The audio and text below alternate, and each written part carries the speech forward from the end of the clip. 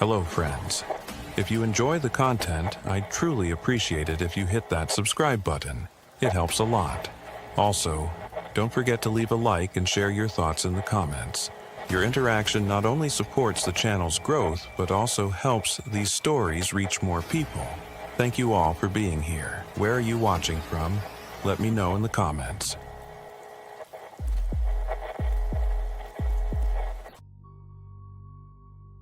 I don't remember turning off the lights when I left that morning, but when I came back that night, the hallway was darker than it should have been. Not completely dark. The emergency exit signs still glowed faintly at either end, but the overhead fluorescents were off. I stood at the threshold of the 4th floor, my hand still on the stairwell door, and listened. No hum of machinery, no distant voices, no alarms. Just the kind of silence that makes you aware of your own breathing. I'd been volunteering at the hospital for 8 months, mostly day shifts, escorting patients to radiology or physical therapy, fetching blankets, refilling water pitchers. Routine work, predictable. But the hospital had recently implemented a night shift volunteer program, and they needed someone to cover the 4th floor. General recovery, post-surgical observation, and a few long-term care patients who didn't require intensive monitoring. The coordinator described it as a low-traffic floor. She said I'd mostly be checking in on patients, making sure they had what they needed, and keeping them company if they couldn't sleep. She didn't mention the quiet. The first night I was given a printed list of room numbers and patient names. 12 rooms, all occupied. My instructions were simple. Walk the floor once per hour, knock softly, ask if anyone needed anything, and report any concerns to the nurses' station. The station was at the far end of the hall past the last patient room. I was told a nurse would be on duty, though I didn't see anyone when I arrived. The first hour passed uneventfully. I knocked on each door, introduced myself, and asked the standard questions. Most patients were asleep. A few were awake but unresponsive, staring at the ceiling or at the darkened television screens mounted on the walls. One woman in room 409 asked for water. I brought it to her. She didn't drink it. She just held the cup and stared at it until I left. By the second hour, I noticed something strange. None of the call lights were on. In most hospital floors, especially at night, there's always at least one patient who needs assistance. A bathroom trip, a medication question, pain management. But the call board above the nurses' station was blank. Every light was off. I asked the nurse about it when I passed the station. She was sitting behind the desk, typing something into the computer. She didn't look up. "They don't use the call lights on this floor," she said. "Why not? They just don't." She kept typing. I waited for more, but she didn't offer anything else. I moved on. The third hour, I started noticing the patients' behavior. They weren't asleep, but they weren't fully awake either. They lay in their beds, eyes open, breathing steadily, staring at nothing. When I knocked, they didn't react. When I spoke, they didn't respond. But when I turned to leave, I could feel them watching me. In room 414, an older man was sitting upright, his hands folded in his lap. His eyes followed me as I entered. "Do you need anything?" I asked. He didn't answer. He just kept looking at me. "Are you comfortable? Is there anything I can get you?" He blinked once, slowly, then nodded. "What do you need?" He opened his mouth as if to speak, but no sound came out. He closed it again. Then he smiled. Not a warm smile, not a reassuring smile. Just a smile. I left the room. By the 4th hour, I began to recognize the pattern. Each patient I visited acted as though I had already been there, not earlier that night, but before, days before, weeks before. One woman in room 406 thanked me for the magazine I'd brought her. I hadn't brought her anything. Another man in room 412 asked if I'd found the thing he'd asked me to look for. I didn't know what he was talking about. When I told him I didn't remember, he frowned. "You said you'd check," he said. "I don't think that was me." "It was you," he insisted. "You were wearing the same badge." I looked down at my badge. Volunteer, my name, my photo, nothing unusual. "I'm sorry," I said. "I don't remember." He looked away, disappointed. I moved to the next room. The nurse's station was still staffed by the same woman. I asked her if there had been any other volunteers on the floor recently. "No," she said. "Just you." "Are you sure?" "Positive. You're the only one assigned to nights. Some of the patients are acting like they've seen me before." She stopped typing and looked at me for the first time. Her expression was unreadable. "They do that," she said. "Do what?" "Get confused. It's the medication, the environment. Time doesn't feel the same to them. But they're specific. They remember conversations, things I supposedly did." She turned back to her computer. Like I said, confusion. I didn't argue. On the 5th hour, I entered room 419. The patient was a younger woman, maybe in her 30s, lying on her side facing the window. The blinds were open, but there was nothing to see outside except the dark silhouette of another wing of the hospital. She didn't move when I knocked.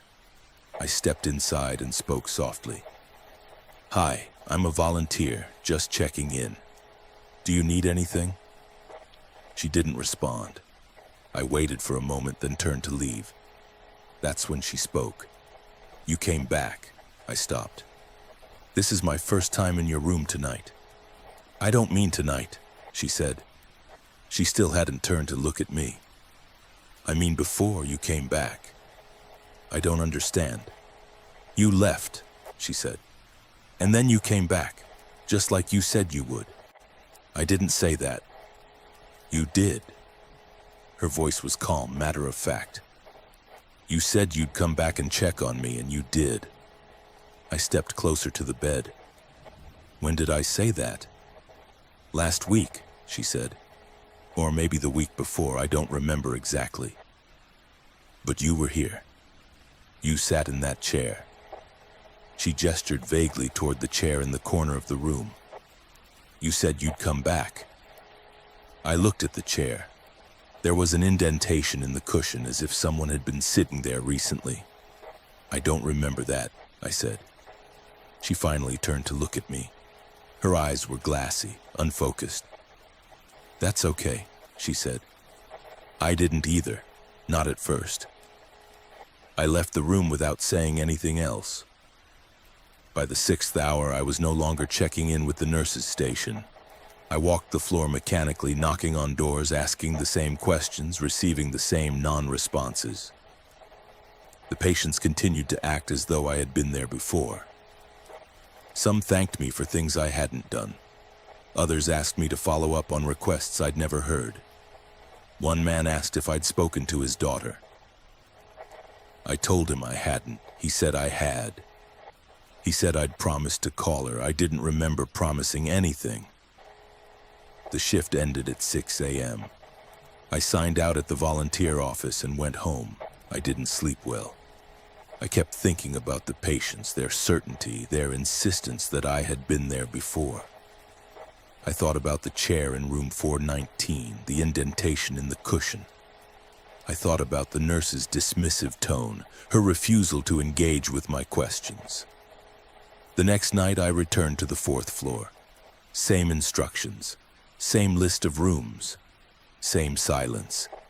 And when I knocked on the first door, the patient looked at me and said, "You're back." It happened again the following night, and the night after that. Each time the patients recognized me. Each time they referenced conversations I didn't remember having, tasks I didn't remember agreeing to. I began to write things down. Room numbers, names, specific details they mentioned. I thought if I documented everything, I could make sense of it. I could prove I wasn't imagining it. But when I reviewed my notes, I found entries I didn't remember writing. Descriptions of patients I hadn't visited yet. Observations about their conditions, their mannerisms, their requests. My handwriting, my words. But I had no memory of writing them. On the 7th night, I confronted the nurse at the station. I showed her my notes. "Look at this," I said. "These entries are dated before I started working nights. How is that possible?" She glanced at the notebook, then at me. "You've been working nights for 2 weeks." "I've been working nights for 6 days." She frowned and checked her computer. She scrolled through something I couldn't see, then shook her head. "According to this, you've been on the night shift for 2 weeks. Maybe you're just tired. Night shifts can mess with your sense of time." "I'm not tired. I'm telling you, something is wrong." She looked at me for a long moment, her expression unreadable. Then she closed the screen and folded her hands on the desk. "Do you want to talk to someone?" she asked. "We have resources for volunteers, counseling, support." "I don't need counseling. I need answers." "Then I suggest you take a few days off. Clear your head." I left the station without responding. That night, I went back to room 419. The woman was in the same position, lying on her side, facing the window. I stood in the doorway and spoke. "You said I came back," I said. "When was that?" She didn't move. "I already told you." "Tell me again." She sighed softly. "You don't remember, do you?" "No." "That's because you weren't supposed to." I stepped into the room. "What does that mean?" She finally turned to look at me. Her eyes were clearer now, focused. "It means you're not here because you chose to be. You're here because this is where you are. You've always been here." I stared at her, trying to process what she was saying. "I don't understand," I said. She smiled faintly. "You will." I stopped going to the 4th floor after that. I requested a transfer back to day shifts, back to the predictable routines of escorting patients and fetching blankets. The coordinator approved it without question. She didn't ask why. She didn't seem surprised. But sometimes late at night, I think about that floor. I think about the patients who insisted I had been there before. I think about the notes I don't remember writing. I think about the chair in room 419, the indentation in the cushion. And I think about what the woman said. "You've always been here. I don't work nights anymore, but when I pass the 4th floor during the day, I glance up at the call board. The lights are always off. The floor is always quiet, and sometimes I wonder if I'm still there."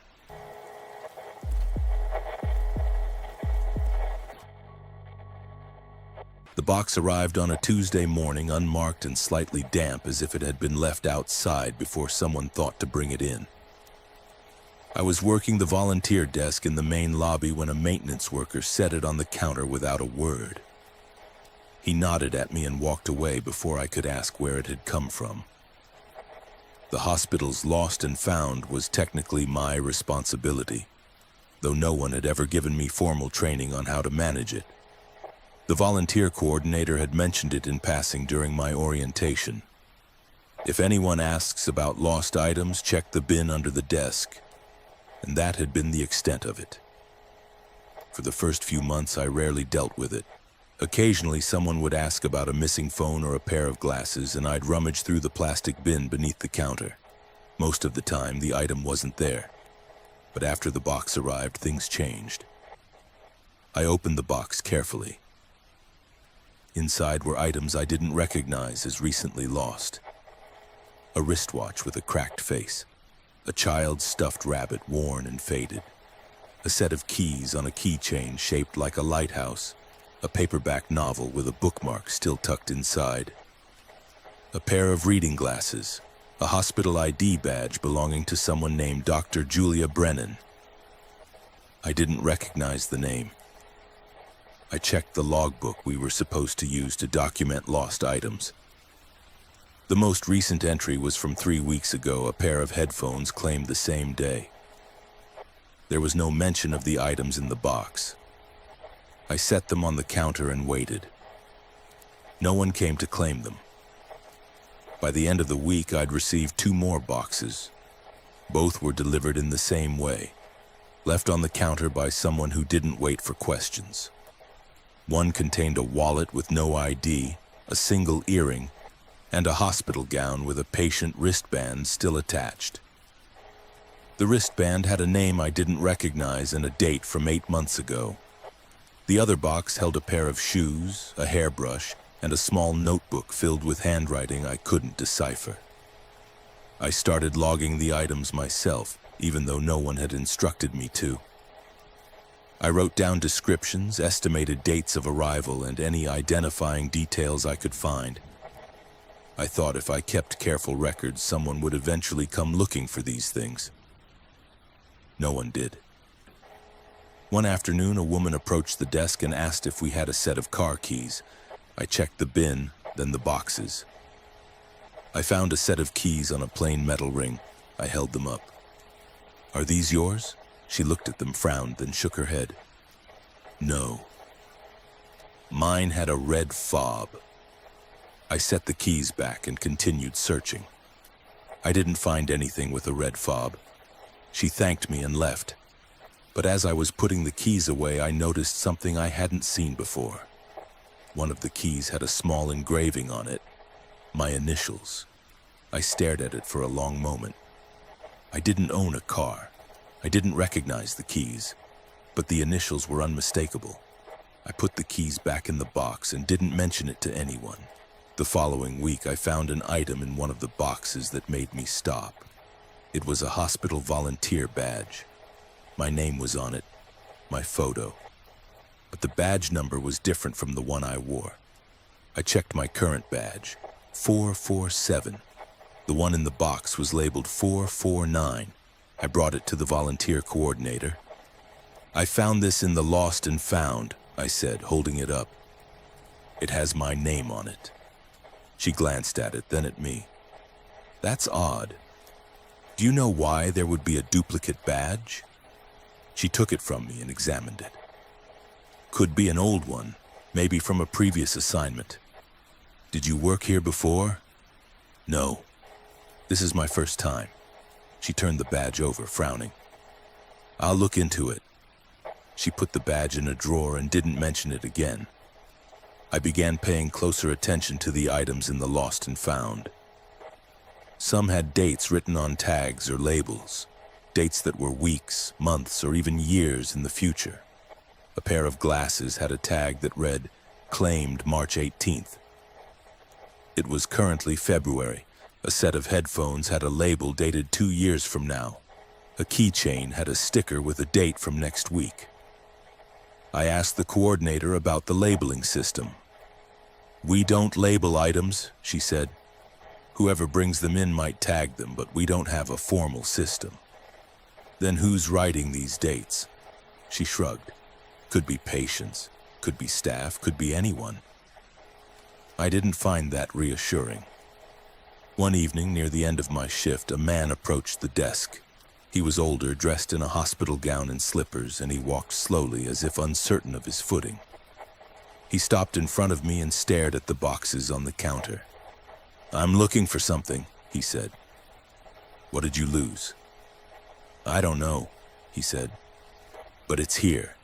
I know it is." I gestured to the boxes. "You're welcome to look." He reached into the nearest box and pulled out a watch. It was the one with the cracked face. He held it up to the light, examined it, then nodded. "This is it," he said. "Are you sure?" "That watch has been here for a while." "I'm sure," he said. He put it on his wrist and walked away without another word. I checked the logbook. There was no entry for the watch. But the next morning when I arrived, there was a new entry dated the day before. It listed the watch, described it accurately, and noted that it had been claimed. The handwriting looked like mine, but I didn't remember writing it. More items began appearing, not just in boxes, but loose on the counter, tucked under the desk, or left on the chair beside me. A scarf, a book, a single glove, a phone charger, A hospital bracelet with no name, a photograph of a family I didn't recognize. Each item seemed ordinary, unremarkable, but each one had a strange quality to it. An unfamiliarity that suggested it didn't belong to anyone currently in the hospital. One day, I found a notebook in the Lost and Found. It was identical to the one I used to log items. I opened it. The handwriting inside was mine. The entries described items I hadn't logged yet. The dates were days, weeks, months ahead. At the bottom of the last page, there was a note written in my handwriting. "You'll understand when you find it." I closed the notebook and put it back in the box. The volunteer coordinator called me into her office a few days later. She asked me to sit down. She had a concerned expression, the kind you give someone when you're not sure how to approach a difficult conversation.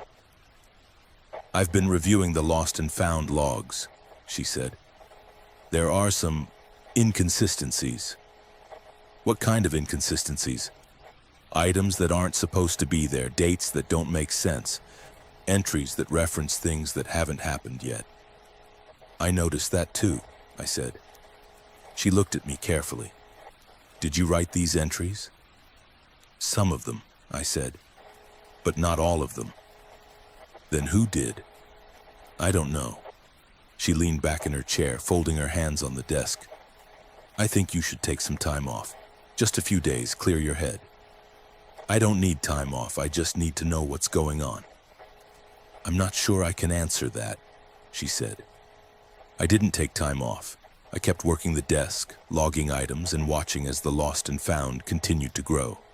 The boxes multiplied. The items became more personal. A pair of shoes I recognized as similar to ones I used to own. A jacket that looked like one I'd donated years ago.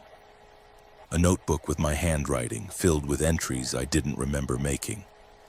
And then, one afternoon, I found something that made me stop cold. It was a hospital discharge form. My name was on it. The date was from last month. The reason for admission was listed as observation and evaluation. The discharge notes were brief. Patient stable. No further symptoms observed. Cleared for release. I didn't remember being admitted to the hospital. I didn't remember being a patient. I checked the form again, looking for any sign that it was fake or misfiled. But the signature at the bottom was from a doctor I recognized. The stamp was official. The date aligned with a gap in my volunteer schedule. A week I'd taken off, though I couldn't remember why. I brought the form to the coordinator. "I found this," I said, holding it out.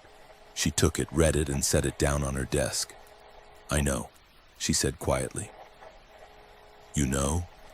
"I know," she repeated. "You were admitted, briefly, for evaluation." "Why don't I remember it?" She hesitated. "That's part of what we were evaluating." I stared at her, waiting for more. She didn't offer anything else. "What does that mean?" I asked. "It means you're doing well," she said. "You're stable, you're safe, and you're exactly where you're supposed to be."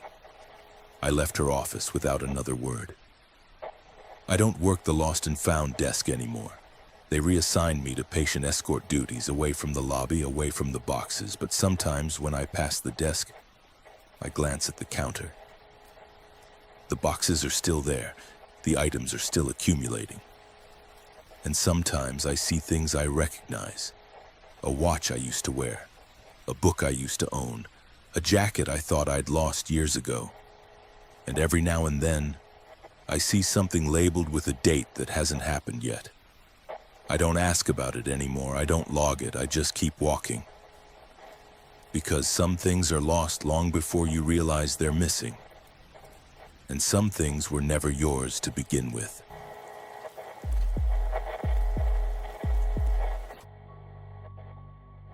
During my first week as a hospital volunteer, the coordinator gave me a laminated card with basic guidelines: patient confidentiality, infection control procedures, emergency contact numbers.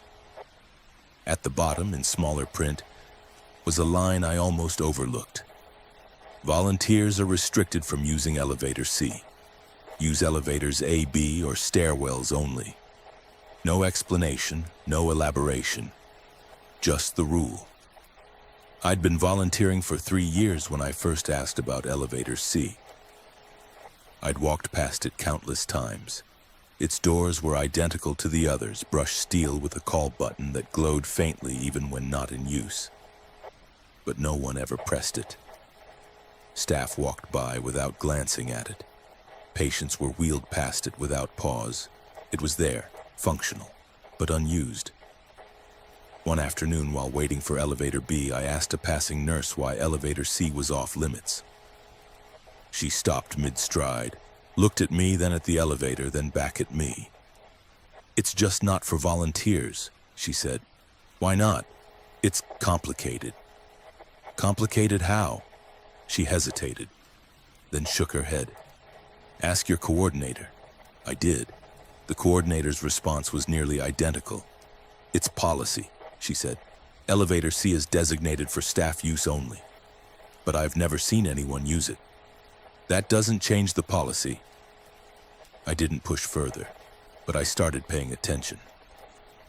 Over the following months, I watched elevator C carefully. The call button glowed. The floor indicator above the doors moved occasionally, showing the elevator traveling between floors. But I never saw anyone enter or exit. I began to wonder if it was automated, used for transporting equipment or supplies. But when I checked with the logistics staff, they said they used freight elevators on the north side of the building. One evening, while working a late shift, I saw something that made me stop. I was passing elevator C on the second floor when the doors opened. There was no one inside. The interior was identical to the other elevators. Polished steel walls, a panel of buttons, fluorescent lighting. But the floor number displayed above the doors read 4. The hospital only had 3 floors. The doors closed after a few seconds. I stood there staring at the seam where the doors had met, trying to make sense of what I'd seen. I checked the directory board nearby. It confirmed what I already knew. Basement, ground, first, second, third. No 4th floor. I didn't mention it to anyone. A few weeks later, I was assigned to work an overnight shift. The hospital was quieter at night, the hallways dimmer, the usual hum of activity reduced to occasional footsteps and distant monitor alarms. I was restocking supply closets on the second floor when I heard the soft chime of an elevator arriving. I looked up. Elevator C's doors were opening. Again, no one was inside, but this time the floor indicator read 5. I walked closer, stopping a few feet from the doors. The interior looked the same, unremarkable, utilitarian. But there was a faint smell I couldn't place.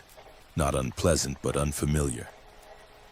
Metallic, almost sterile, but with an underlying warmth. The doors began to close.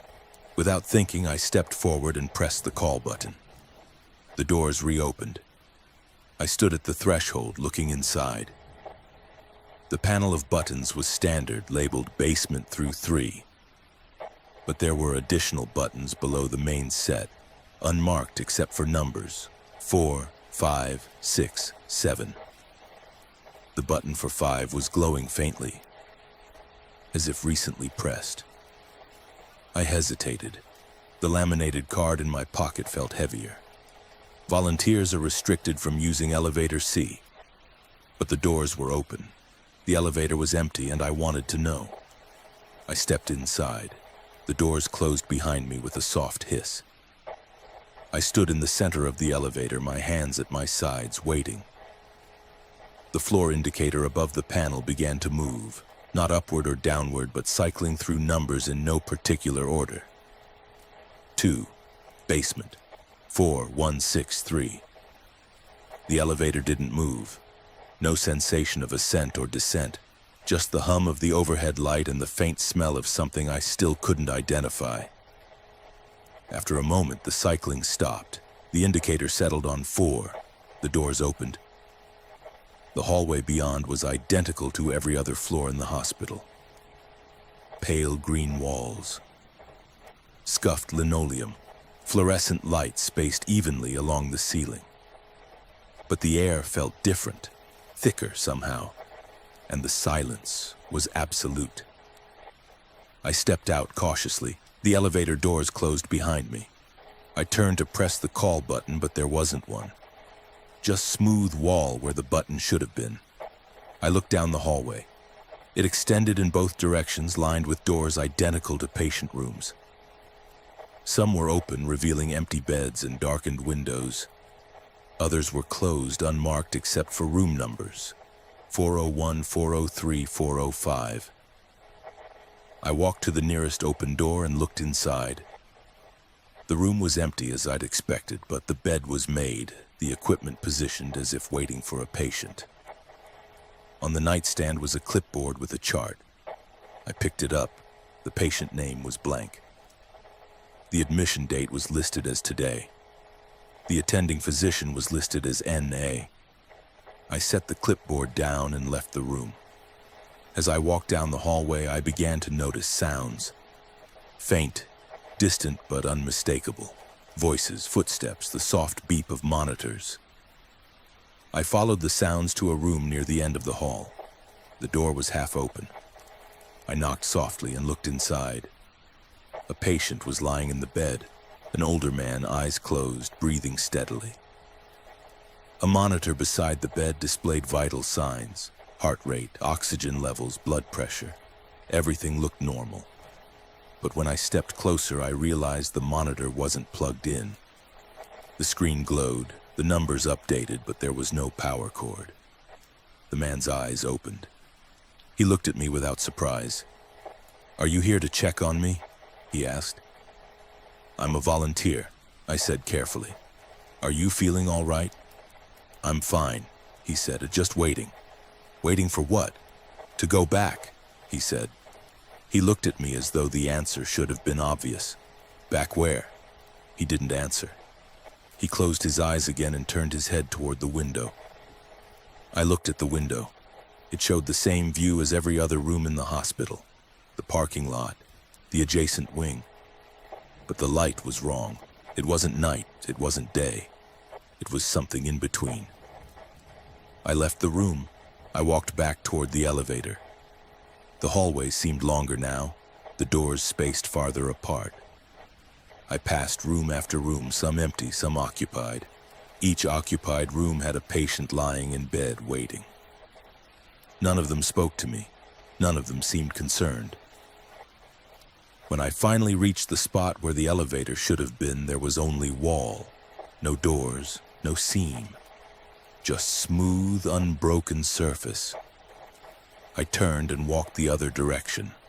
The hallway curved slightly, and after a few minutes I found myself back at the same spot. The wall where the elevator had been. I tried the stairwell. The door opened easily. I descended one flight. The door at the bottom was labeled 3. I opened it and stepped into the third-floor hallway. It looked exactly like the fourth floor. Same walls, same doors, same silence. I checked a room. Same layout, same unplugged monitors, same waiting patients. I tried the stairwell again, descending to the second floor, same result. First floor, basement. Every floor was identical. Every floor was the fourth floor. I don't know how long I walked. Time felt unreliable. My watch had stopped at the moment I stepped into the elevator, the hands frozen at 9:47. I tried every stairwell, every elevator door I could find. None of them led anywhere different. Eventually, I returned to the hallway where I'd started. The elevator doors were there again, as if they'd always been. I pressed the call button. The doors opened. I stepped inside. The panel of buttons looked the same. I pressed 2. The doors closed. The floor indicator cycled through numbers again, faster this time, blurring together. Then it stopped. The doors opened. I was standing in the second-floor hallway of the main hospital. The familiar hum of activity surrounded me. Nurses at the station, the distant sound of a television in a patient room, the smell of disinfectant and cafeteria food. I checked my watch. It was 9:50. 3 minutes had passed. I went straight to the volunteer coordinator's office. She was still there, reviewing paperwork. "I used elevator C," I said. She looked up slowly. Her expression didn't change. "I know," she said. "You know? Your badge registered when you entered." She gestured to her computer. "We get an alert." "What is that floor?" I asked. "What is floor 4? She closed the file she'd been reading and folded her hands on the desk. "There's no floor 4, she said. "I was just there." "Then you weren't on floor 4, she said. "You were somewhere else." "Where?" She didn't answer. Instead, she pulled a file from her drawer and set it in front of me. My name was on the tab. She opened it. Inside were incident reports, dozens of them. Each one described a volunteer accessing elevator C.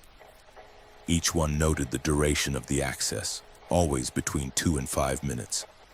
Each one concluded with the same line: "Volunteer returned without incident. No further action required." The earliest report was dated 15 years ago. The most recent was dated today. "How many people have used that elevator?" I asked. "Enough," she said. "And they all came back?" She looked at me carefully.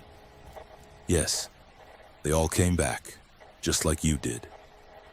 "But what is it? Where does it go?" She closed the file and put it back in the drawer. "It goes where it needs to go," she said. "And it brings people back when they're ready." I didn't ask any more questions. I signed out, went home, and tried to sleep. But I couldn't stop thinking about the hallway, the patients, the rooms that went on forever. The next day, I returned to the hospital. I checked my schedule. I was assigned to the 3rd floor, same as always. I worked my shift without incident, but every time I passed elevator C, I felt the pull. The urge to press the button, to step inside, to see where it would take me next. I haven't used it again, but I know I will. Because some elevators don't take you where you want to go, they take you where you've already been.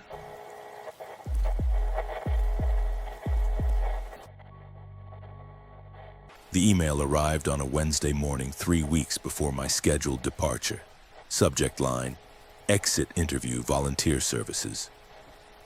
I'd been volunteering at the hospital for 11 years, and I'd given my notice the month prior, citing personal reasons and a desire to focus on other commitments. The email was cordial, professional, asking me to confirm a date and time for my exit interview. I selected the following Monday at 2 p.m. and replied. The volunteer coordinator's office was located in the administrative wing, a section of the hospital I rarely visited. I arrived a few minutes early and waited in the hallway. The walls were lined with framed photographs of hospital staff, donors, and volunteers, some dating back decades. I recognized a few faces, people who had worked alongside me over the years. Some had retired, others had passed away. It felt strange to see them frozen in time, smiling, unaware of what would come next. At exactly 2 p.m., the coordinator opened her door and gestured for me to enter. Her office was small but organized, with filing cabinets along one wall and a desk cluttered with paperwork. She offered me a seat and closed the door behind me. "Thank you for coming," she said, sitting down across from me. She pulled a folder from a drawer and set it on the desk. My name was on the tab. "Of course," I said. "I appreciate everything the hospital has done for me over the years." She smiled faintly. "And we appreciate your service. 11 years is a long time. You've made a real impact." She opened the folder and began flipping through the pages. I expected to see my volunteer application, maybe some performance reviews or a summary of the hours I'd logged. But the documents looked different, denser, more detailed. Charts, tables, incident reports. She stopped on one page and looked up at me. "Before we begin," she said, "I want to confirm something." You submitted your notice on the 4th of last month, correct? Yes, I said. She nodded, making a note on the page. And your final shift is scheduled for the 21st of this month? That's right. Good. She turned the page. Now I have a few questions. This is standard procedure for all departing volunteers. Just a way for us to understand your experience and identify any areas for improvement. Of course, I said. She looked down at the folder. Let's start with your time on the 4th floor. You spent a significant amount of time there during your first few years. Can you describe your experience? I hesitated. The 4th floor? She looked up. Yes, the quiet floor. You were assigned there regularly between 2010 and 2012. I don't remember being assigned to the 4th floor, I said. She frowned slightly, glancing back at the folder. According to your records, you worked there twice a week for approximately 18 months. I think there's been a mistake, I said. I mostly worked in pediatrics and general recovery. She turned the folder toward me, pointing to a chart. This is your assignment log. It shows your hours by department. The 4th floor accounts for nearly 20% of your total hours during that period. I stared at the chart. The data was there, clearly documented, but I had no memory of it. The 4th floor was the one I'd heard other volunteers mention. The quiet floor, the one where patients seemed to recognize volunteers before they'd met. But I'd never worked there. I was certain of that. I don't know what to say, I said. I don't remember that. She pulled the folder back and made another note. That's all right. Let's move on. She asked about patient transport next, specifically about transports with no listed destination. There are several reports here, she said, tapping the page. Instances where you escorted patients without a clear endpoint. Can you explain those? I don't know what you're talking about, I said. For example, she continued reading from the document. On March 17, 2013, you transported a patient named Leonard Ashford. The transport slip listed no destination. You were gone for approximately 45 minutes. When you returned, you filed a report stating you'd become disoriented. I never transported anyone named Leonard Ashford, I said. She looked at me, her expression neutral. The report is in your handwriting. It's signed by you. Can I see it? She hesitated, then turned the folder around and slid it across the desk. I looked at the page. The handwriting was mine. The signature was mine, but I had no memory of writing it. I don't understand, I said.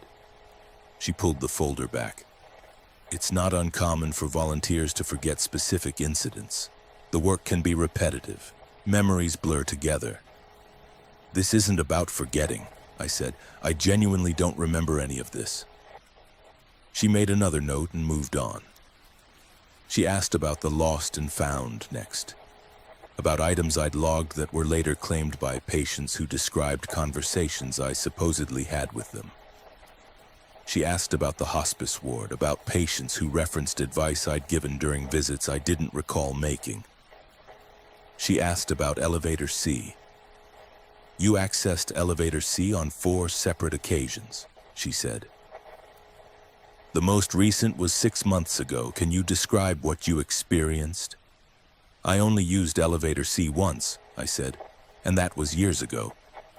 According to the access logs, you used it 4 times.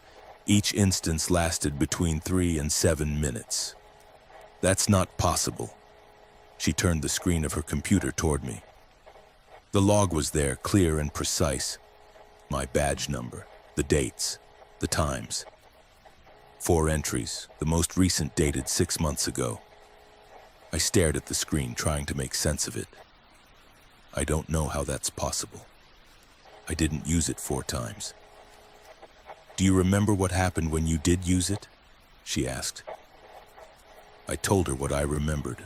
The hallway, the patients, the sense of disorientation. She listened without interrupting, making notes as I spoke. When I finished, she nodded.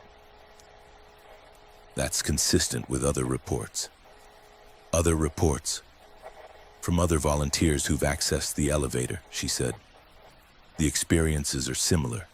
Disorientation, temporal confusion, a sense of being somewhere that doesn't quite fit within the hospital's known structure. What is it? I asked. What is that elevator? She closed the folder and folded her hands on the desk. We're not entirely sure, but it's been part of the hospital for as long as we have records, and it seems to select certain people. Select them for what? We don't know, she said. But everyone who's used it has reported similar experiences, and everyone has eventually left the volunteer program. I stared at her. You think the elevator is why I'm leaving? I think the elevator is part of a pattern, she said. One we've observed for years. She asked a few more questions about my health, my mental state, whether I'd experienced any gaps in memory outside of my volunteer work. I answered honestly. I felt fine. I had no memory issues in my personal life. I was leaving because I wanted to, not because I felt compelled to. She made notes for each response, then closed the folder. One last thing, she said. She reached into her desk and pulled out a badge. She slid it across the desk toward me. It was a volunteer badge. My name, my photo. But the badge number was different. 448. This is your replacement, she said. I looked at her, confused. My replacement? The volunteer who will be taking over some of your responsibilities, she said. They started last week. But I haven't left yet. I know, she said. But we wanted to ensure a smooth transition. They've been shadowing your shifts, familiarizing themselves with your routines. I haven't seen anyone shadowing me, she smiled faintly. They're very good at staying unobtrusive. I stared at the badge. The photo looked like me. Not identical, but close. Same build, same hair, same general features. Is this a joke? I asked. No, she said, it's just procedure.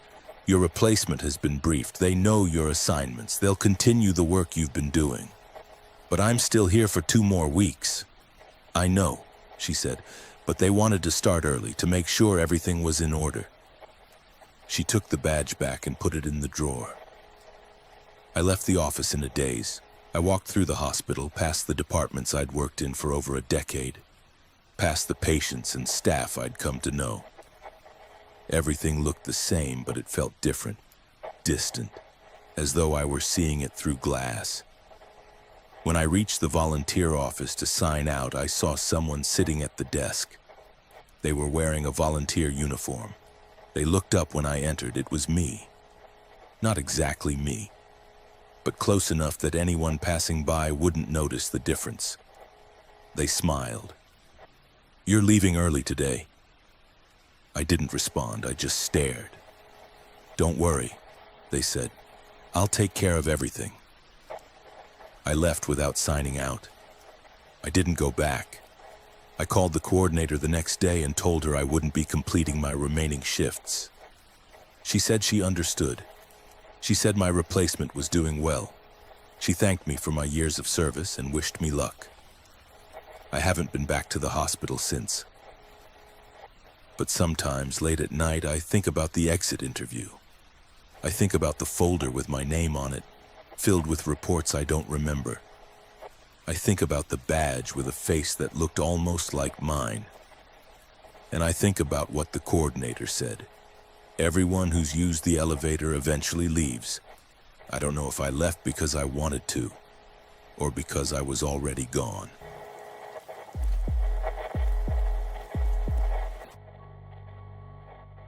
The woman handing me my badge kept glancing at her screen, then back at me, then at the badge in her hand.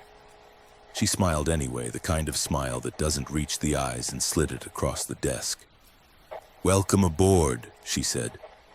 My photo looked wrong on the badge. Not inaccurate, just wrong. The lighting was too dim and my expression was neutral in a way I didn't remember holding. I clipped it to my shirt and followed the volunteer coordinator down a hallway that smelled like disinfectant and something underneath it. Something older. The orientation room was exactly what I expected. Chairs arranged in neat rows, a projector humming in the corner, and a table lined with pamphlets about patient privacy, infection control, and the importance of boundaries. There were 7 of us. We introduced ourselves one by one. I was last. When I said my name, the coordinator nodded as if she'd already heard it. She probably had. On the roster, I assumed. But her nod felt heavier than that. Rehearsed. The training video was narrated by a woman with a voice like warm honey, explaining the role of a hospital volunteer. We were the bridge between staff and patients, she said. We were the ones who held hands, fetched water, delivered flowers, and listened when no one else had time. We were not medical professionals. We were not to touch equipment, discuss diagnoses, or make promises. We were to smile, assist, and disappear when necessary. The video ended with a soft piano melody. The lights came back on. The coordinator asked if anyone had questions. No one did. She handed out our schedules. Mine was printed on the same beige paper as everyone else's, but the ink looked darker. I was assigned to the 3rd floor, pediatrics and general recovery, Monday through Thursday evenings. 6 p.m. to 9 p.m. 3 hours of presence. You'll do great, the coordinator said, looking directly at me. I didn't ask how she knew. My first shift started the following Monday. I arrived 15 minutes early as instructed. The volunteer office was tucked behind the main lobby down a hallway I hadn't noticed during orientation. The door was propped open. Inside, 2 other volunteers were sorting magazines into plastic bins. They looked up when I entered.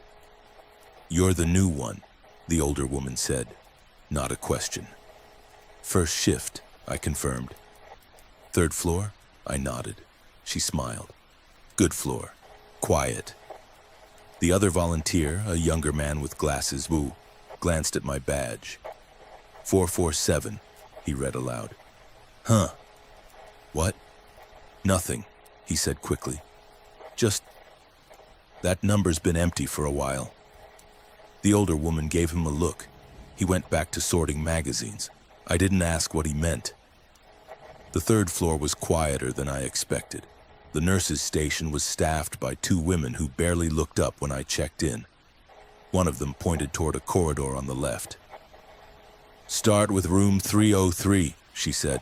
"Flowers just came in. Patient's name is Elliot." I found the room easily. The door was half open. I knocked softly and stepped inside. The patient was a boy, maybe 9 or 10, sitting up in bed with a sketchbook in his lap. He looked up when I entered. "Hi," I said. "I'm a volunteer. I brought your flowers." He stared at me for a moment, his expression unreadable. Then he smiled. "You're back." I paused. "Sorry?" "You came yesterday too," he said. "You brought me the puzzle." I glanced around the room. There was a half-finished jigsaw puzzle on the tray table beside his bed. Cartoon animals, bright colors. "I didn't bring that," I said carefully. "This is my first day." He frowned, tilted his head. "You sure?" I nodded. He shrugged and went back to his sketchbook. "Okay. Thanks for the flowers." I set the vase on the windowsill and left. The next room was 307. An elderly woman, awake but drowsy, watching a game show on mute. I asked if she needed anything. She shook her head, then paused. "You're the one who helped me to the bathroom last night," she said. "I wasn't here last night." She looked at me for a long moment, then smiled faintly. Memory's not what it used to be. I smiled back and moved on. By the end of the shift, I had visited 6 rooms. 4 of the patients acted as though they had seen me before. One asked if I was feeling better. Another thanked me for the blanket I'd supposedly brought during the previous shift. I corrected them politely each time. They nodded, accepted the correction, but their expressions didn't change. It wasn't confusion. It was certainty. When I returned to the nurse's station to sign out, one of the nurses glanced at my badge. 447, she said. Good to see you back. This is my first shift, I said. She blinked. Right, sorry. Long day. I signed the logbook and left.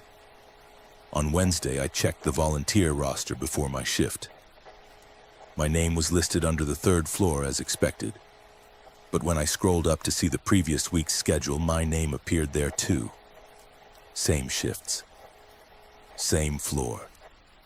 I stared at the screen, trying to make sense of it. A clerical error, maybe. Someone with a similar name. I asked the coordinator about it when I arrived. Oh, that's just a system glitch, she said, waving it off. It duplicates entries sometimes. I'll put in a ticket. But it says I worked last week. I wasn't even trained yet. She looked at me, her smile unwavering. Like I said, glitch. I didn't push it. That night I was assigned to deliver meal trays. The kitchen staff handed me a cart with 6 trays, each labeled with a room number and patient name. I rolled the cart down the hallway, checking the labels as I went.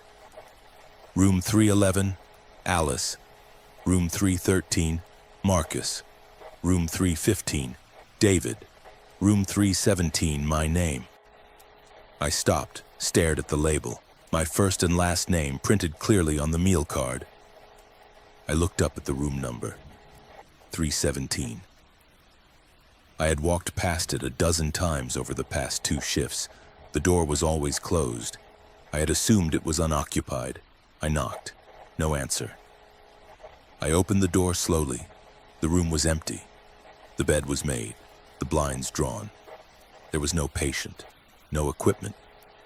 Just the faint smell of something floral, like the flowers I'd delivered on Monday. I backed out of the room and checked the meal card again. My name was still there. I brought the cart back to the kitchen and told the staff there had been a mistake. Room 317, I said. The tray's labeled wrong. The woman at the counter frowned and checked her list. 317. Yeah, that's right. Patient requested a vegetarian option. There's no one in that room. She looked at me, confused. Sure there is. They've been here all week. I didn't argue. I left the cart and walked back to the 3rd floor. This time I went straight to the nurse's station. Room 317, I said. Who's the patient? The nurse checked her computer. That room's occupied. Why? What's the patient's name? She hesitated, then turned the monitor slightly so I couldn't see. I can't share that. Privacy policy. Is it my name? Her expression didn't change. I really can't share that. I stood there for a moment waiting for her to say more. She didn't. I went back to my assigned tasks.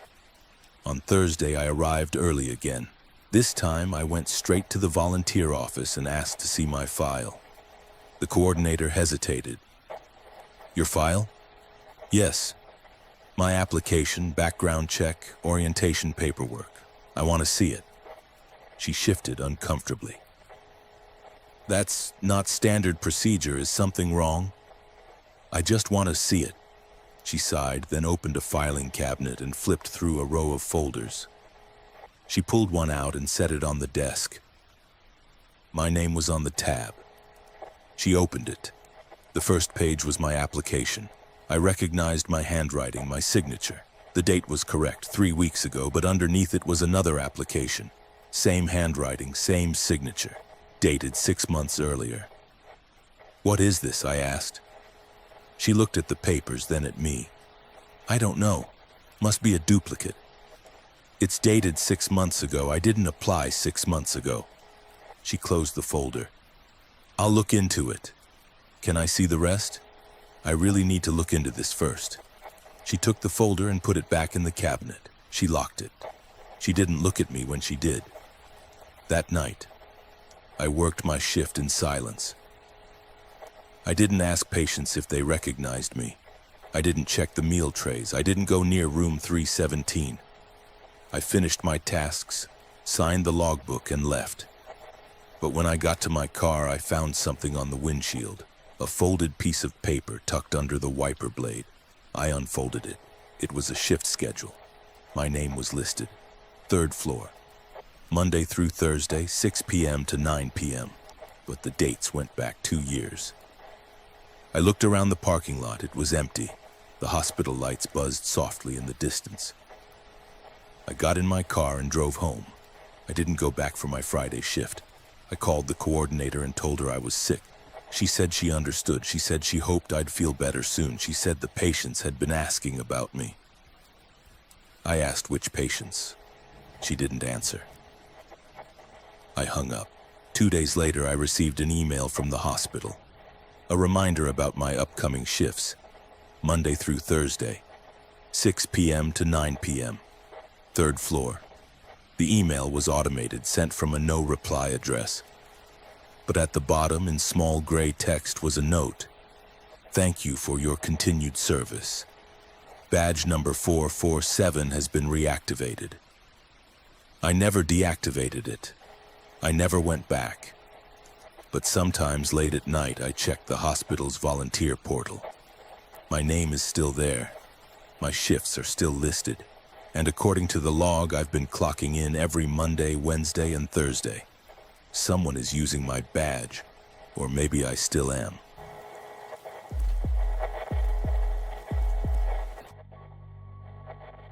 The slip was placed on my clipboard without ceremony. A nurse at the 2nd floor station handed it to me as I passed, her attention already shifting to a monitor behind the desk. I glanced at the paper. Patient name, Leonard Ashford, room 232, wheelchair transport. But under the line labeled destination, there was nothing. The space was blank. I'd been volunteering in patient transport for a little over a year. The work was straightforward: escort patients to radiology, physical therapy, pre-op, discharge. Each transport slip had a clear destination, a room number, a department, a purpose. I'd never seen a blank one before. I walked back to the nurse's station and tapped the desk lightly to get the nurse's attention. "Excuse me," I said, holding up the slip. "This one doesn't have a destination listed." She didn't look away from the monitor. "That's correct. Where am I supposed to take him?" "Just follow the corridor. They'll direct you when you get there." "Who will direct me?" "Whoever's waiting." I waited for more. She didn't offer anything else. I looked at the slip again, then folded it and put it in my pocket. Room 232 was at the far end of the 2nd floor, past the main recovery wing. The door was half open. I knocked softly and stepped inside. The patient was sitting upright in a wheelchair by the window, his hands folded neatly in his lap. He was older, maybe in his 70s, with thin white hair and a calm, almost serene expression. He looked at me when I entered. "Mr. Ashford," I said. He nodded. "I'm here to take you for transport." "I know," he said. I moved behind the wheelchair and unlocked the brakes. "Do you know where we're going?" "No," he said simply. "Do you?" I hesitated. "They said someone would direct us." He didn't respond. I wheeled him out of the room and into the hallway. The corridor stretched ahead, longer than I remembered. The walls were the same pale green as every other floor, the linoleum scuffed and slightly reflective under the fluorescent lights. There were no signs indicating departments or room numbers. Just the hallway extending forward, punctuated by occasional doors that all looked identical. I walked at a steady pace, my footsteps and the soft squeak of the wheelchair wheels the only sounds. We passed a few staff members, nurses, orderlies, someone in scrubs I didn't recognize. Each time they nodded at me or stepped aside to let us pass. No one stopped to ask where we were going. No one asked to see the transport slip. After a few minutes, I realized I didn't recognize this section of the hospital. I'd worked here for over a year, had walked through nearly every wing, every floor, every corridor. But this hallway felt unfamiliar. The doors were unmarked, the lighting was dimmer. The air had a faint metallic smell I couldn't place. "Mr. Ashford," I said, slowing slightly. "Have you been through this area before?" "I don't think so," he said. "Does it seem familiar to you?" He considered the question for a moment, then shook his head. "No. But that doesn't mean I haven't been here." I didn't know what to make of that. I kept walking. We reached an intersection. The hallway split into 3 directions, left, right, and straight ahead. There were no signs, no indicators. I stopped and looked around, hoping to see someone who could direct me. The hallways were empty. "Which way?" I asked, more to myself than to Mr. Ashford. "Straight," he said. I looked down at him. "How do you know?" "I don't," he said, but it feels right." I had no better option. I continued straight. The hallway narrowed slightly as we went on. The ceiling seemed lower, the walls closer together. The fluorescent lights flickered intermittently, casting brief shadows that moved too quickly to focus on. I tried to recall the hospital's layout, to orient myself, but nothing matched. We should have reached another department by now. A nurse's station, an elevator, something. Instead, we passed more unmarked doors. I tried a few. They were locked. "Do you need to stop?" Mr. Ashford asked. "I'm just trying to figure out where we are," I said. "Does it matter?" I looked at him. "Yes, I'm supposed to take you somewhere." "Then keep going." I wanted to argue, but I didn't. I kept pushing the wheelchair forward. We passed a janitor's closet. The door was open. Inside, I could see shelves stocked with cleaning supplies, but mops leaning against the wall, a bucket on the floor. Everything looked ordinary except for the fact that the closet seemed to extend farther back than it should have. I couldn't see the back wall, just darkness. I kept walking. After what felt like 20 minutes, though I couldn't be sure as I'd stopped checking my watch, we reached another intersection. This time, there were 4 directions: left, right, straight, and a stairwell leading down. A sign above the stairwell read "Sub-level access." I'd never heard of a sub-level in this hospital. The blueprints I'd seen during orientation only showed 3 floors and a basement for storage and utilities. "Mr. Ashford," I said, "do you know anything about a sub-level?" "No," he said. "Should we take the stairs?" He tilted his head slightly, as if listening to something I couldn't hear. "No, keep going straight." I hesitated, then continued forward. The hallway began to curve gently to the right. The curvature was subtle at first, almost imperceptible, but after a few minutes it became more pronounced.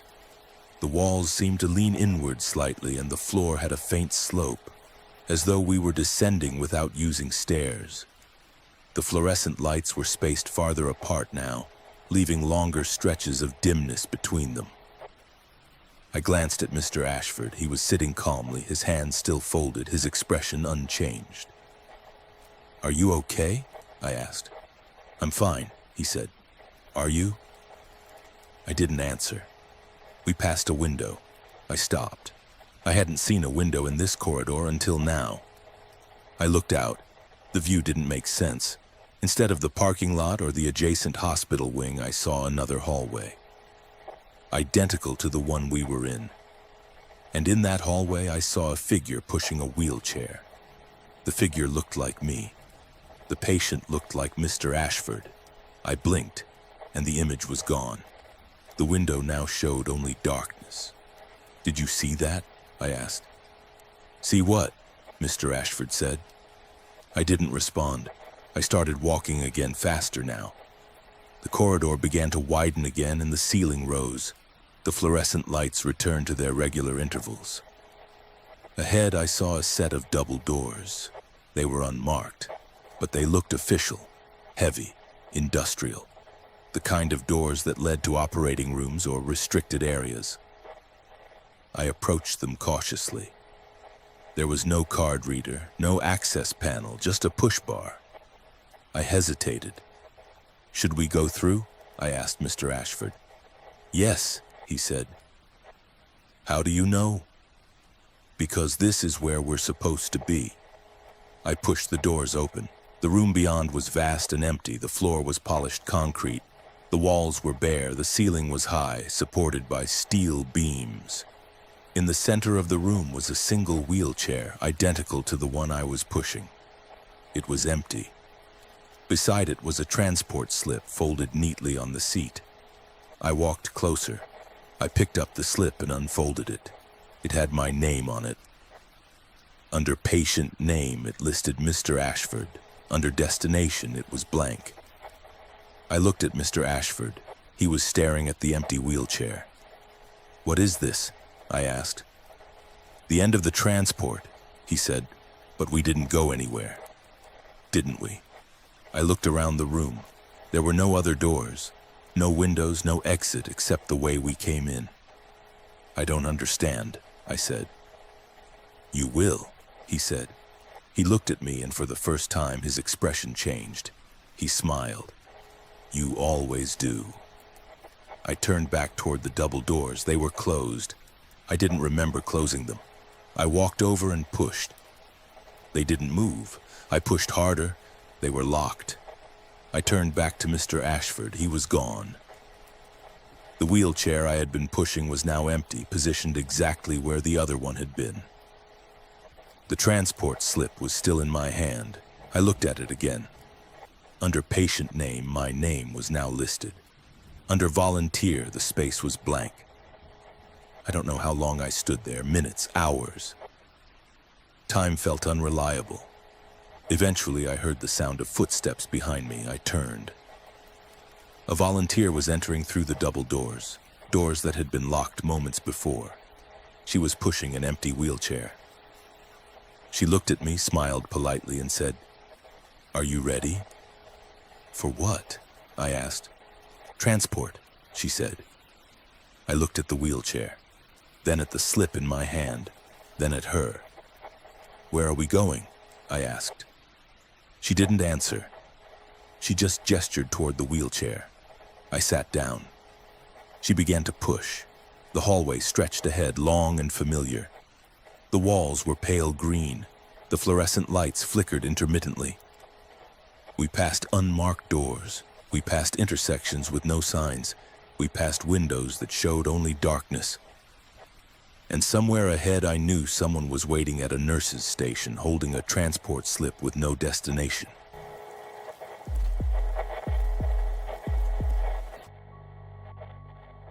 Mrs. Abigail Preston was asleep when I entered her room, her hands folded neatly over the thin hospital blanket, her breathing shallow but steady.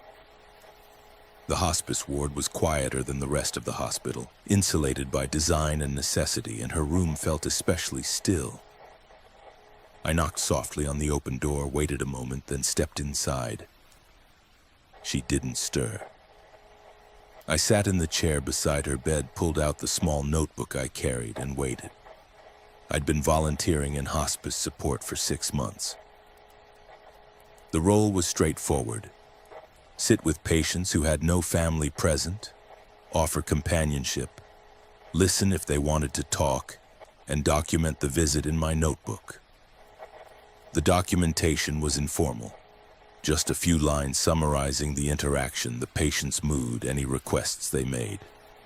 The hospice coordinator reviewed the notes occasionally, but never asked for anything more detailed. It was, she said, about presence more than procedure. Most of my visits were uneventful. Patients slept, or they spoke briefly, or they simply appreciated having someone nearby. Some shared stories from their lives. Others asked questions about the hospital, the weather, or the time of day. A few didn't speak at all. I learned not to fill the silence, to let them set the pace. But Mrs. Preston was different. She woke after about 15 minutes, her eyes opening slowly, adjusting to the dim light. She looked at me without surprise, as if she'd been expecting me. "Hello," I said softly. "I'm a hospice volunteer. I'm here to sit with you for a while, if that's all right." She nodded faintly. "I know," she said. "Have we met before?" "Yes," she said. Last week, you brought me tea. I hadn't brought her tea. I hadn't been in her room before. I glanced at my notebook, flipping back through the previous entries. There was no mention of Mrs. Preston. I checked the hospice schedule. Her name wasn't listed under my assignments until today. I think you might be thinking of someone else, I said gently. She smiled, a thin, tired smile. Maybe, she said, but I remember you. I didn't correct her. I just nodded and asked if there was anything she needed. She shook her head. Just sit, she said. That's all I need. I sat. After a few minutes, she began to speak. Her voice was soft, fragile, but clear. You asked me about my daughter last time, she said. I hadn't asked her anything. I'd never spoken to her before. But I listened. I told you she lives in Oregon, she continued. She hasn't visited in years. I don't blame her. We didn't part on good terms. She paused, her eyes distant, staring at something beyond the room. I told you I wished I'd said more, that I'd been braver, that I'd told her the things I should have said when I had the chance. She looked at me. Do you remember? I remember, I said, though I didn't. She nodded, satisfied, and closed her eyes again. I wrote in my notebook, Mrs. Abigail Preston, calm, spoke about her daughter in Oregon, expressed regret about unresolved issues. Peaceful. The next day I returned to the hospice ward for another assignment. Mrs. Preston wasn't on my schedule, but as I passed her room, the door was open and I saw her sitting up slightly, looking toward the hallway. She saw me and raised a hand weakly. I stepped inside. You came back, she said. I was just passing by, I said. How are you feeling? Tired, she said. But I'm glad you're here. I wanted to tell you something. I sat down. I thought about what you said, she continued, about calling her, about trying one more time. I hadn't said anything about calling anyone. I'd barely spoken during the previous visit, but I nodded. I'm not sure I have the strength, she said, but I think you're right. I should try. Would you like me to help? I asked, unsure what I was offering. She shook her head. No. Just knowing you think I should is enough. She closed her eyes and fell asleep a few moments later. I left quietly and made another note in my notebook. When I reviewed it later, I found an entry I didn't remember writing. It was dated 2 days earlier. It described a conversation with Mrs. Preston in which I had suggested she call her daughter. The handwriting was mine. Over the following week, I visited 3 other patients. Each time, the same thing happened. They spoke as though we'd had prior conversations. They referenced advice I'd supposedly given, things I'd supposedly said. And each time, when I checked my notebook, I found entries describing those conversations, entries I didn't remember writing. One patient, a man named Howard, thanked me for the book I'd brought him. I hadn't brought him anything. But when I looked at his bedside table, there was a book I recognized. It was one I'd been reading at home. My bookmark was still inside. Another patient, a woman named Sylvia, asked if I'd spoken to the nurse about her medication schedule. I hadn't. But when I checked with the hospice staff, they confirmed that a volunteer had made the request on her behalf the day before. They assumed it had been me. I began to dread opening my notebook. Each time I did, there were more entries I didn't recognize, more conversations I didn't remember, more advice I didn't recall giving. I brought the notebook to the hospice coordinator. Something strange is happening, I said. Patients are acting like I've been visiting them more often than I have. And there are entries in my notebook I don't remember writing. She took the notebook and flipped through it. She paused on a few pages, reading carefully. These entries are very detailed, she said. I didn't write most of them, I said. She looked at me, her expression unreadable. Then who did? I don't know, but the handwriting is mine. She handed the notebook back. Have you been feeling well? Sleeping enough? I'm fine, I said. I'm not imagining this. I'm not suggesting you are, she said carefully. But hospice work can be emotionally taxing. It's not uncommon for volunteers to feel disconnected or to experience gaps in memory. This isn't a gap in memory, I said. This is something else. She folded her hands on her desk. I think you should take a break just for a little while. I didn't argue. I left her office and went home, but I couldn't stay away. 2 days later, I returned to the hospice ward. I didn't sign in. I didn't check the schedule. I just went to Mrs. Preston's room. She was awake, staring at the ceiling. She turned her head when I entered. You're here, she said. She sounded relieved. I wanted to check on you, I said. She smiled faintly. I called her. Your daughter? She nodded. She didn't answer, but I left a message. I said what I needed to say. Thank you for convincing me. I hadn't convinced her of anything, but I nodded. I'm glad, I said. She looked at me for a long moment, her expression softening. You've been so kind, she said. I don't know what I would have done without you. I didn't know what to say. I just sat with her until she fell asleep. When I checked my notebook later, there was a new entry. It was dated that morning, several hours before I'd actually visited. It described the conversation with Mrs. Preston, her decision to call her daughter, and her gratitude. The handwriting was mine, but I hadn't written it. At the bottom of the page, in the same handwriting, was a note I didn't remember adding. Some visits happen before you arrive, some happen after you leave, but they all happen. I stopped volunteering in hospice after that. I requested a transfer to another department, something less intimate, less prone to these kinds of occurrences. The coordinator approved it without hesitation. She didn't ask for details. She didn't seem surprised. But sometimes late at night, I think about Mrs. Preston. I think about Howard and Sylvia, and all the others who spoke to me as though I'd been there before. I think about the entries in my notebook, the conversations I don't remember, the advice I never knowingly gave, and I think about the note at the bottom of the page. Some visits happen before you arrive. I don't know what that means, but I know I've stopped checking my notebook, because every time I open it, there are more entries, more conversations, more moments I don't remember living. And I'm afraid that one day I'll read an entry about myself, a final note, a final visit, and I won't remember writing it either.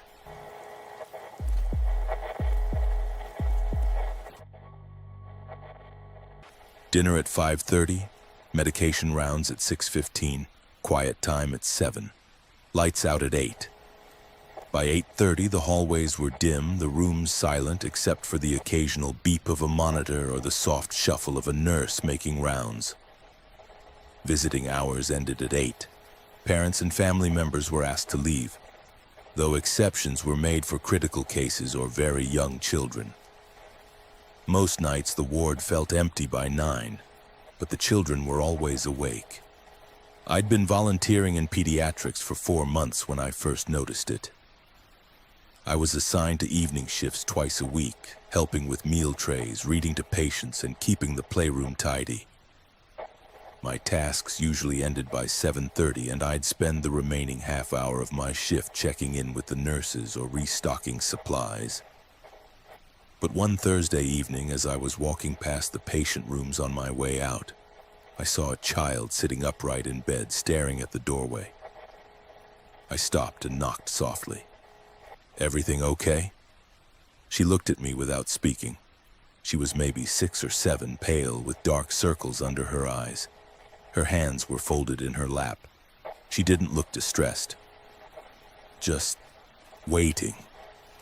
"Do you need something?" I asked. She shook her head. "Can't sleep?" She shook her head again. Then after a moment she spoke. "When are they coming?" "When is who coming?" "The volunteers," she said. "They usually come after visiting hours." I hesitated. "I'm a volunteer. I'm here now." "I know," she said, "but the other ones, the night ones." There aren't any night volunteers, I said gently. We only work until 8:30. She frowned, tilted her head. But they come every night. I didn't know how to respond. I asked if she wanted me to get a nurse. She said no. I told her to try to get some rest and left the room. The following week, I saw it again. 3 children all awake after lights out, all sitting upright in their beds facing the doorway. One of them waved at me as I passed. I waved back, then stopped. "Why are you still awake?" I asked. "We're waiting," the boy said. "For what?" "For the volunteers," he said as if it were obvious. I checked with the nurse on duty. "Do any volunteers come through after I leave?" She looked at me, confused. "No. Why?" "Some of the kids are saying volunteers come by at night." She frowned. "That's not on the schedule. Maybe they're confused or dreaming." "They seemed pretty certain." She shrugged. "Kids have vivid imaginations, especially when they're on medication. I wouldn't worry about it." But I did worry about it. The next Thursday, I decided to stay late. I didn't sign out at 8:30. I found an empty family waiting area near the pediatric ward and sat down. The lights were dimmed. The hallways were quiet. I waited. At 9:15, I heard footsteps. Soft, deliberate, moving down the hallway. I stood and walked to the doorway, peering around the corner. A figure was moving between the patient rooms. They were dressed in the same volunteer uniform I wore. Blue polo shirt, khaki pants, a volunteer badge clipped to the chest. I couldn't see their face clearly from where I stood, but they moved with purpose, stopping at each room, looking inside, then moving on. I stepped into the hallway. "Excuse me."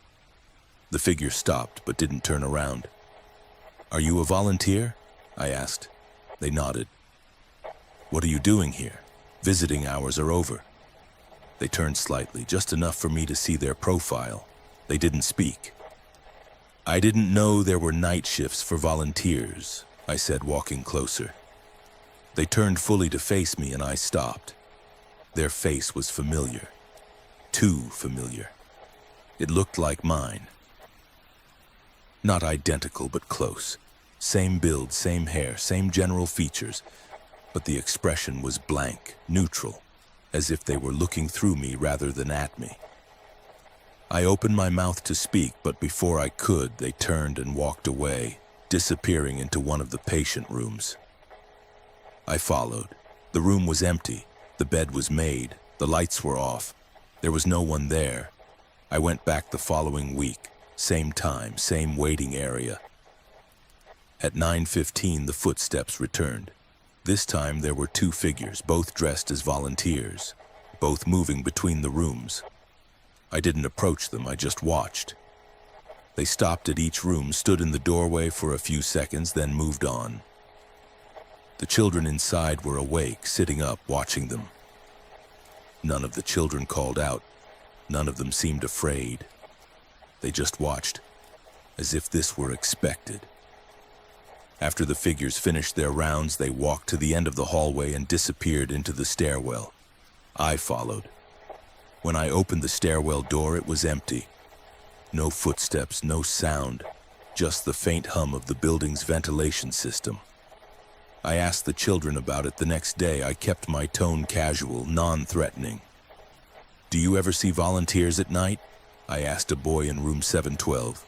He nodded. "Yeah, they come after my parents leave." "What do they do?" "Just check on us," he said. "Make sure we're okay." "Do they talk to you?" He shook his head. "Not really, they just look. Then they leave." "Do you know their names?" "No," he said. "But they're nice. They make me feel better." I asked another child, a girl in room 715. She said the same thing. The volunteers came every night. They didn't talk. They just checked on everyone. She said she liked knowing they were there. I checked the volunteer schedule. There were no night shifts listed. I checked the hospital's security logs. No volunteer badge access was recorded after 9 p.m. I asked the night nurses if they'd seen anyone. They said no. I brought it up with the volunteer coordinator. Some of the kids in pediatrics are saying they see volunteers at night, I said. She looked at me, her expression unreadable. That's not possible. There are no night volunteers. I know, but the kids are consistent. They all describe the same thing. They're children, she said. They're in an unfamiliar environment. They're on medication. They see things. I saw them too, I said. She paused, her hand stilling on the keyboard. You saw what? Figures, dressed like volunteers, walking the hallways after hours. She leaned back in her chair, studying me. When was this? Last week and the week before. She didn't respond immediately. Then she pulled a file from her desk and opened it. She flipped through a few pages, then stopped. You're not the first person to report this, she said quietly. What do you mean? She turned the file toward me. Inside were incident reports similar to the ones I'd seen before. Each one described volunteers observing unexplained figures in the pediatric ward after hours. Each one was dismissed as fatigue, stress, or misidentification. Has anyone tried to find out what it is? I asked. Yes, she said. But there's never anything there. No badge access, no security footage, no physical evidence.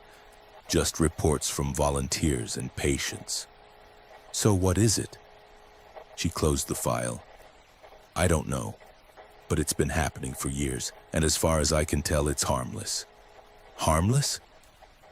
The children aren't distressed, she said. They're comforted. Whatever it is, it's not hurting anyone.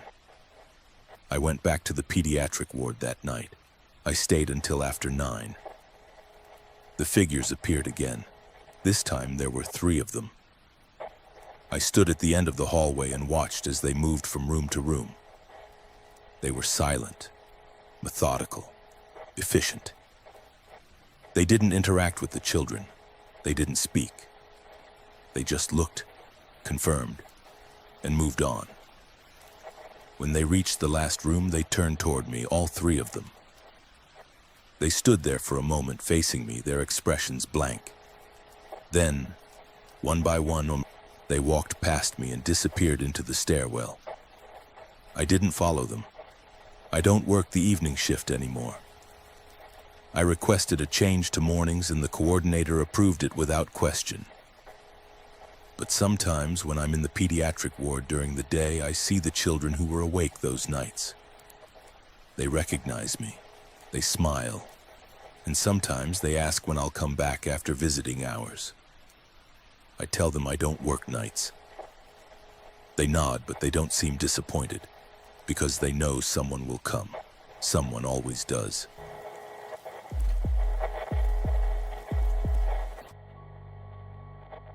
The needle slipped in on the first try, and the patient, an elderly woman with papery skin and collapsing veins, looked at me with relief and said, "You always get it on the first stick." I had never drawn her blood before. I had never drawn anyone's blood before. It was my first day in phlebotomy rotation, and I was supposed to be shadowing the lead technician, watching her technique, learning the procedure. But when we entered the woman's room, the technician had handed me the tray without a word, as though I had done this 1,000 times. I should have refused. I should have explained that I hadn't been trained yet. But my hands moved with certainty I didn't possess, and the blood filled the vial in a steady dark stream. I had been a hospital volunteer for 2 years, working primarily in patient services. Meal delivery, room checks, occasionally assisting with equipment transport. I had never expressed interest in clinical work. I had no medical training. I had a weak stomach for needles and a tendency to feel faint at the sight of blood. When the volunteer coordinator asked if I wanted to rotate into the phlebotomy department for a 2-week observational shift, I hesitated. She assured me I wouldn't be performing any procedures. I would simply be observing, learning the workflow, and assisting with administrative tasks like labeling vials and updating patient charts. The phlebotomy department was located in the basement, adjacent to the main laboratory. It was a small, windowless suite of rooms, a waiting area with 8 chairs, a supply closet, a processing station where vials were labeled and logged, and 3 draw stations where the technicians performed venipunctures. The department serviced both inpatients and outpatients.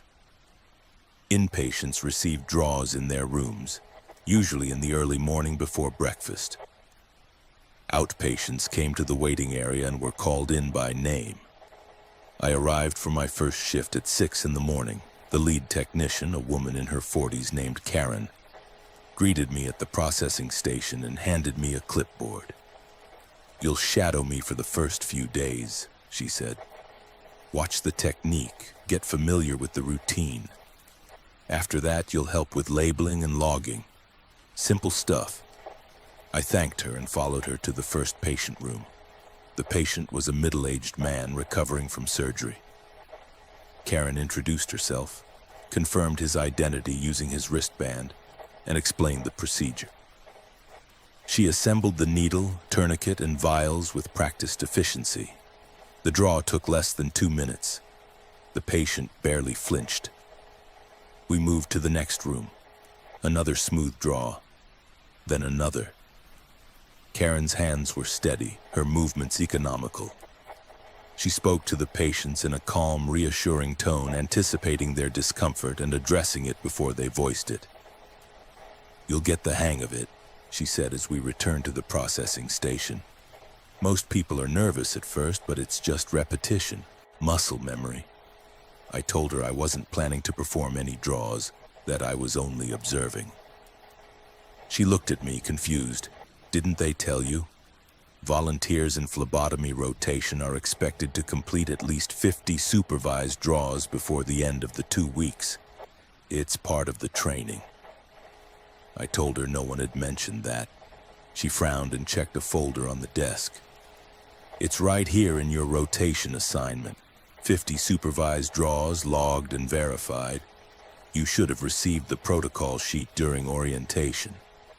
I had received no such sheet. I had been told I would observe, nothing more. Karen shrugged. "Well, you're here now. Might as well start learning. Come on." Next patient. The next patient was the elderly woman with fragile veins. Karen handed me the tray as we entered the room. I stared at her. "I can't do this," I said quietly. "I've never done this before." "That's why I'm here," she said. "I'll talk you through it." The woman in the bed smiled at me. "Don't worry, honey, you always get it on the first try." I wanted to correct her, but Karen was already guiding me through the steps. She told me where to place the tourniquet, how to palpate the vein, how to hold the needle. Her voice was steady, instructive. I followed her directions mechanically, my hands moving as though they belonged to someone else. The needle slid in smoothly, the vial filled. The woman didn't flinch. "See?" Karen said. "Natural." I pulled the needle out, applied pressure to the site, and labeled the vial. My hands were shaking, but the procedure had been flawless. The woman looked at me. "I told you, you always get it on the first try." I asked when I had drawn her blood before. She thought for a moment, then shook her head. "I don't remember exactly, but I remember you. You're very gentle." I documented the draw in the log. Karen checked my work and nodded. "Perfect. Let's keep going." Over the next 3 days, I performed 27 draws. Karen supervised each one, correcting my angle, reminding me to release the tourniquet before removing the needle, showing me how to locate difficult veins. But after the first few draws, her corrections became less frequent. By the end of the 3rd day, she stopped watching me entirely.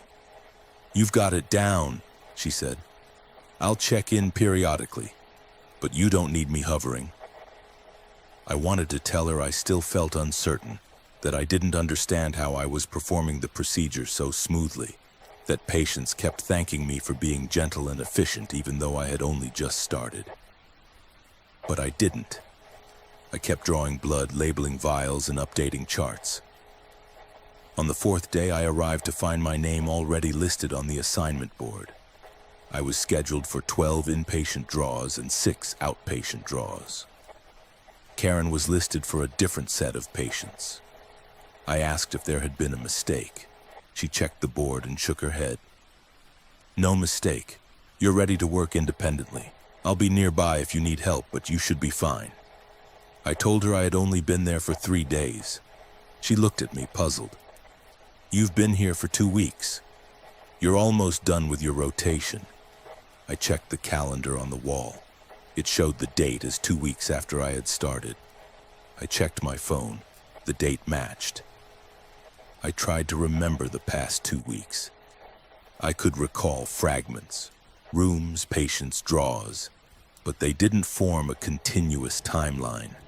Days blurred together. I couldn't distinguish Tuesday from Thursday, morning from afternoon. I asked Karen if I had been coming to work every day. She pulled up the attendance log on her computer and showed me. My name was listed for every shift over the past 2 weeks, 14 days, 93 draws completed, all documented, all verified. I stared at the log. I had no memory of most of those draws. Karen closed the file. You've been doing great. A few more days and you'll be finished. I went to the first patient room on my list. The patient, a young man recovering from a car accident, looked at me and smiled. Good to see you again, he said. You drew my blood yesterday, right? I told him I didn't remember. He laughed. I don't blame you. You probably see 100 people a day, but yeah, you were here yesterday. And the day before, I think. I checked his chart. I had drawn his blood 3 times over the past week. I had no memory of any of those visits. I performed the draw. Smooth, efficient, painless. He thanked me and said I was the best tech he'd had since he was admitted. I moved to the next room, then the next. Every patient greeted me as though I had been drawing their blood for days. Every procedure went flawlessly. Every vial was labeled correctly, every chart updated without error.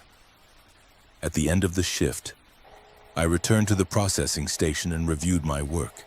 18 draws completed, all successful, all documented. Karen checked the log and nodded approvingly. You're almost at your target. 50 draws by the end of the rotation. You'll hit it tomorrow. I asked how many I had completed so far. She scrolled through the log. 47. I counted the entries I could remember. 27. I asked to see the full log. She pulled it up and turned the screen toward me. Every entry was there, time-stamped, verified, signed with my name. I scanned the list, looking for any pattern or discrepancy. There was none. The draws were distributed evenly across the 2 weeks, scheduled logically, documented thoroughly.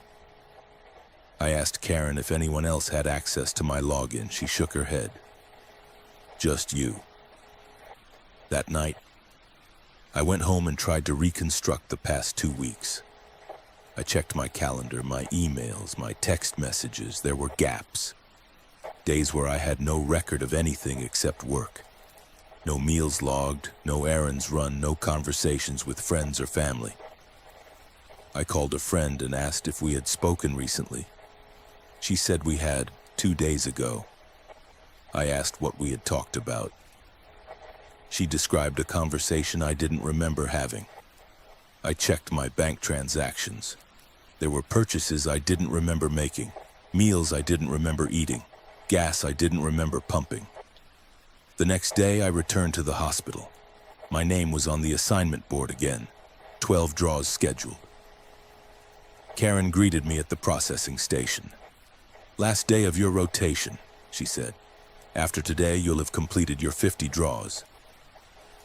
Congratulations. I asked if I could review the log one more time. She pulled it up. 47 draws completed, 3 scheduled for today. I asked why only 3 were scheduled if I needed 50 total. She frowned and scrolled through the entries. Oh, you're right. There's a discrepancy. Looks like a few draws were logged but not counted toward your total. Let me check with the supervisor. She left. I stayed at the processing station, staring at the screen. I scrolled through the log, reading each entry. Some of the draws were listed twice. Same patient, same date, same time, but logged under two different entries. I clicked on one of the duplicates. Both entries were signed with my name. Both were marked as verified. Karen returned. Supervisor says it's just a clerical error. Don't worry about it. Just finish your 3 draws today and you're done. I completed the 3 draws. All successful, all documented. At the end of the shift, Karen handed me a certificate. Completion of phlebotomy observational rotation. 50 supervised draws completed. Signed by the department supervisor. I looked at the certificate. My name was printed at the top.